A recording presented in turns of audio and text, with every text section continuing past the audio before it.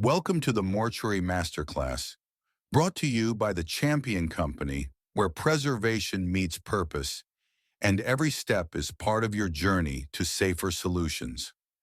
In this episode, we're taking a practical look at a conversation that's been part of embalming for generations, but still deserves context today.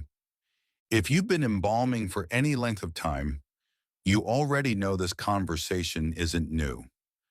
Formaldehyde has been part of the funeral service for generations. It gave us consistency when families needed time, reliability when refrigeration wasn't always available, and control when outcomes truly mattered. It's not an exaggeration to say it helped lay the foundation for modern embalming. And that history deserves respect. Back in the early 1990s, the Champion's Research and Education Department published a study examining airborne exposure during embalming. This wasn't theoretical. It was hands-on, real-world prep room work. What they found was important then and still matters now.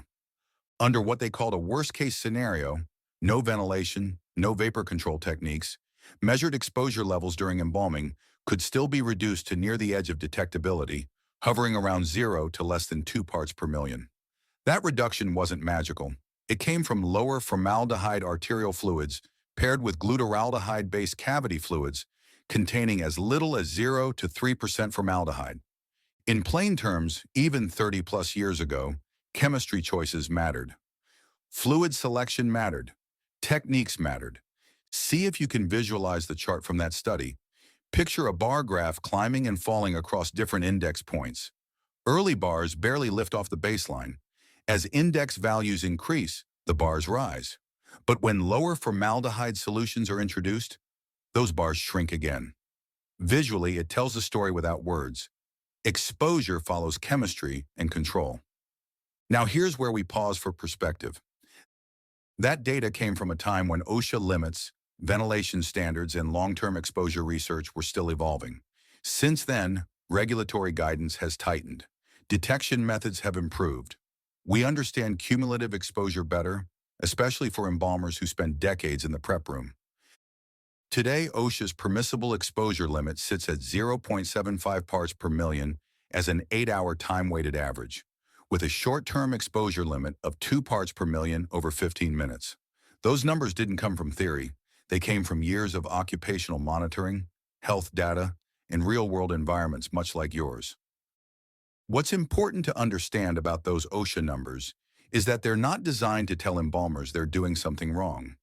They exist to give us guardrails. They help measure exposure over time, not just during one case or one long day, but across years in the prep room. Most embalmers aren't thinking about 8-hour averages while they're raising an artery or setting the features. They're focused on doing the job right and serving families well. But over the course of a career, those small, repeated exposures matter. That's why fluid selection, ventilation awareness, and prep room habits carry more weight today than they did decades ago.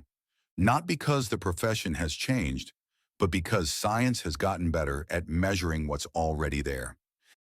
So, when we look back at that 1992 data, it doesn't become obsolete.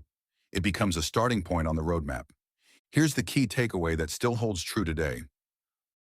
Lowering exposure isn't about abandoning preservation. It's about refining how we get there.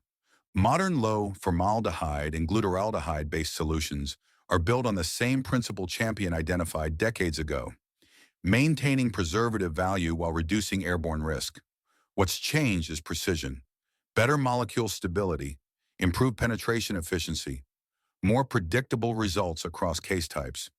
Think of it like upgrading tools. You can still build the same house. You're just using equipment that works smarter, not harder. Pause. And if you've ever noticed the difference at the end of a long day, less throat irritation, fewer headaches, less that sharp chemical bite hanging in the air, that's not coincidence. That's chemistry doing its job quietly in the background. This isn't about fear, it's about longevity. Your career isn't a sprint, it's a decades-long craft. The next milestone in embalming safety isn't removing formaldehyde from the conversation entirely. It's understanding where it fits, when it's needed, and where newer chemistry offers a safer ramp without sacrificing results.